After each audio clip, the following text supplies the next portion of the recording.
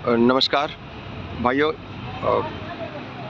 मैं India algorithm से बोल रहा हूँ और अभी आज जो धरना प्रदर्शन हो रहे हैं या लेफ़्ट जो कार्यकर्ता हैं, इतने सारे जो लेफ़्ट पार्टीज़ के और ऑर्गेनाइजेशंस के, वो जो धरना प्रदर्शन कर रहे हैं आज मोनू मानेसर की गिरफ़्तारी के लिए कि बिट्टू बजरंगी जो न्यू वायलेंस हुई थी उसके लिए वो गिरफ़्तार हो चुका है, लेकिन वो लगातार मोनू मानेसर की भी गिरफ़्तारी की डिमांड कर रहे हैं आज वो। तो अभी एक सामाजिक कार्यकर्ता हमारे बीच हैं। सर, आपका नाम? मेरा नाम मेहताब हिंदुस्तानी। मेहताब हिंदुस्तानी जी, आपके क्या विचार हैं इस मुद्दे के ऊपर? क्या विचार हैं आपके? देखिए, मेरा विचार जो ये है कि जहाँ भी दंगे होते हैं जी, कुछ बिट्टू बजरंगी जैसे लोग, मोनू मानेसर जैसे लोग बयान देते हैं और इसमें शर्मसार जो होती है वो इंसानियत होती है। कत्लेआम जो होता है वो इंसान का होता है, इंसानियत का होता है। ये लोग साइड हो जाते हैं और पिसता कौन है? आम आदमी। तो देखिए, किसी भी समुदाय से हो, चाहे मुस्लिम समुदाय से हो चाहे हिंदू समुदाय से हो, कोई भी ऐसी हेट स्पीच, भड़काऊ भाषण दे, फ़ौरन तुरंत कोई भी सरकार, किसी भी स्टेट की सरकार हो, उन पर कार्रवाई होनी चाहिए, उन पर लगाम लगानी चाहिए, ताकि कोई भी कल को इस जान माल का नुकसान ना हो और पीड़ित ना हो।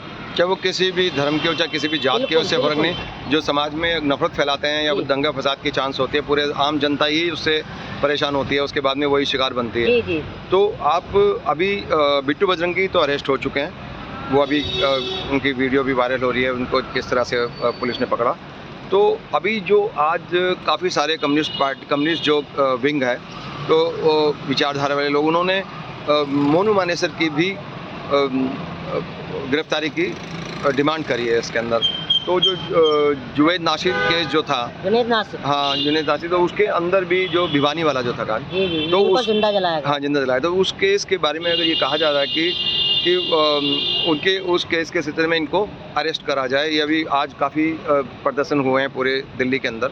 तो आपके इसमें क्या कहना है इस बारे में? पहले तो ये मुझे बताइए। देखिए, वहाँ के जो डीसीपी हैं उन्होंने उनको क्लीन चिट दे दी है और उन्होंने ये कहा है कि वो पूरी क्लीन चिट नहीं है, लेकिन उन्होंने ये कहा कि उसकी डायरेक्ट संलिप्तता नहीं है। मतलब इन्वेस्टिगेशन चल रही है। हाँ, इन्वेस्टिगेशन चल रही है और उनकी डायरेक्ट उसमें उनका हाथ नहीं लगता, लेकिन हाँ, एक साजिश के अंदर ये हो सकता है कि साजिश का हिस्सा हो ये कोई, और उसके ऊपर इन्वेस्टिगेशन चल रही है कि क्या कोई साजिश के अंतर्गत ऐसा हुआ है, तो उसके ऊपर वो चल रही है इन्वेस्टिगेशन। राजस्थान के जो डीजीपी थे, अगर नासिर जुनैद इस गो हत्या में अगर वो शामिल भी थे, तो उनको कानूनी तरीके से सजा दी जाती, यानी कि ऐसा नहीं है। कानून किस लिए, वरना इस देश में कानून तो है ना। हम कानून को अपने हाथ में लेंगे तो फिर कौन बचेगा? इसका मतलब कि लॉ कोई मायने नहीं रखता। हाँ, और रही बात, देखिए, गाय का मैं भी सम्मान करता हूँ, मैं एक मुसलमान परिवार से हूँ, क्योंकि एक माँ भी नहीं चाहेगी कि इतनी दरिंदगी से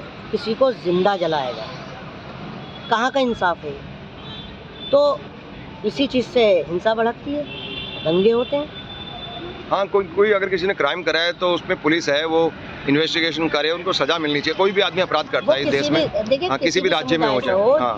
जो मतलब हिंसा करेगा या आगजनी करेगा, उसके खिलाफ सख्त से सख्त एक्शन होना चाहिए, चाहे वो हिंदू हो या मुसलमान हो या कोई भी हो। मतलब जो अशांति फैलाए, तुरंत किसी भी राज्य की सरकार हो, चाहे वो बीजेपी हो या कांग्रेस हो, सख्त से सख्त कार्रवाई करनी चाहिए इसके खिलाफ, ताकि ये बेगुनाह लोग जो हैं ये करते ये हैं, अपने घर बैठ जाते हैं। और मरता कौन है?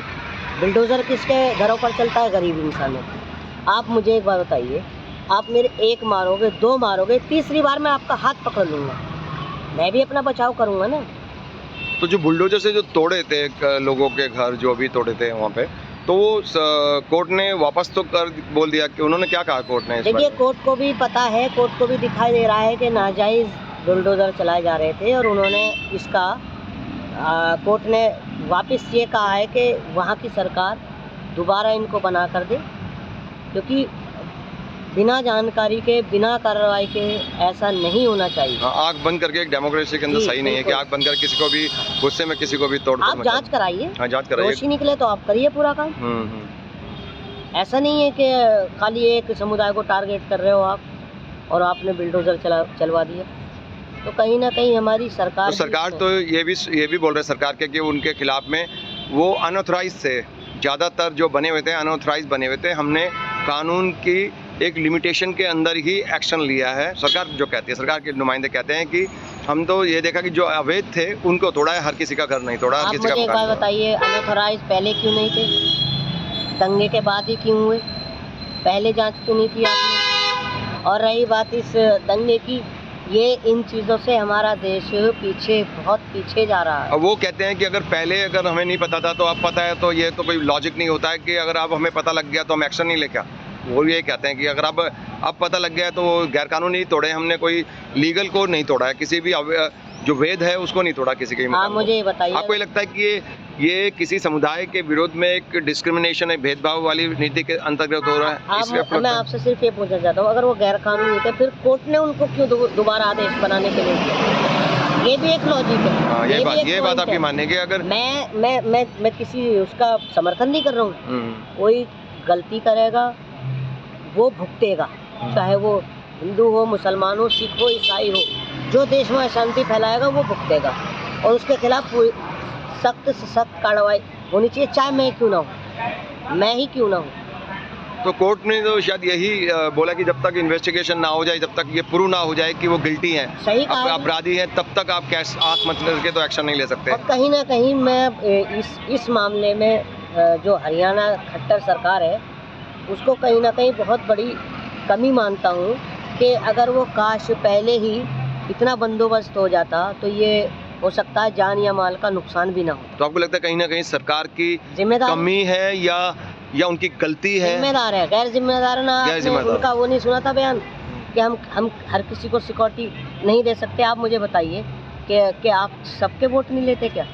सभी के वोट से बनते हो, हिंदू, मुस्लिम, दलित, सिख, ईसाई, सब वोट तो सरकारें सबसे मांगती हैं। मुख्यमंत्री तो आप सबके हो, लेकिन सुरक्षा नहीं करेंगे सबकी। फिर तो भरोसा उठ जाएगा। आप तो फिर वोट मांगने भी मत आइए सबके, फिर वोट मांगने भी मत जाइए। तो ये गैर जिम्मेदाराना बयान देना सही नहीं है मेरी नज़र में जी।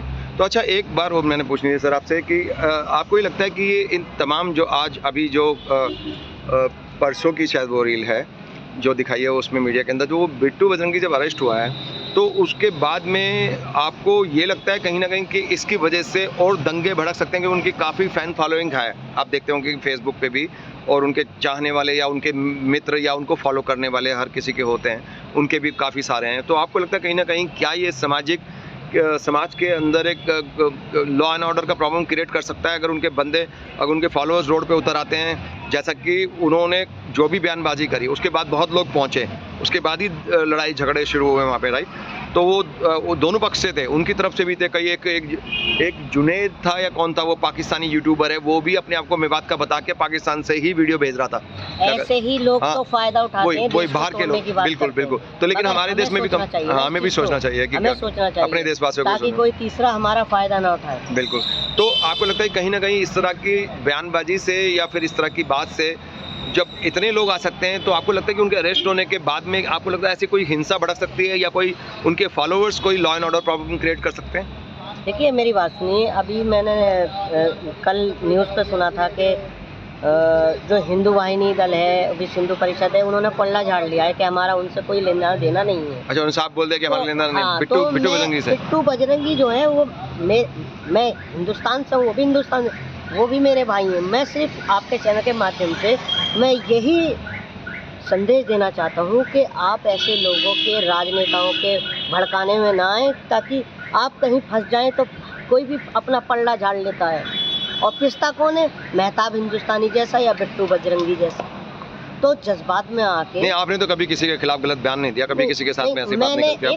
तो आपको बिट्टू बजरंगी के साथ कंपेयर नहीं करा जा सकता, क्योंकि उनकी बात से दंगे भड़क गए या उन्होंने बुलाया या जो भी करा, बुरे वक्त में कोई साथ नहीं। आपने तो कुछ ऐसा नहीं करा आज तक। हम आपका रिकॉर्ड जानते हैं, अभी तक आपने एक समाज सेविका हैं और दूसरे मैंने कभी आपकी बयानबाजी भी ऐसी नहीं देखी किसी के खिलाफ बोल रहे हो, किसी धर्म के खिलाफ या किसी की जात के खिलाफ बोल रहे हो। आप हमेशा बैलेंस बात करते हो। मैं देश के साथ हूँ। अगर मेरे हिंदू भाई को परेशानी है तो मुझे परेशानी है, अगर मुस्लिम भाई को परेशानी है तो मुझे परेशानी, सिख और ईसाई यानी कि जितने भी हमारे हिंदुस्तानी भाई हैं वो सब अपने भाई हैं।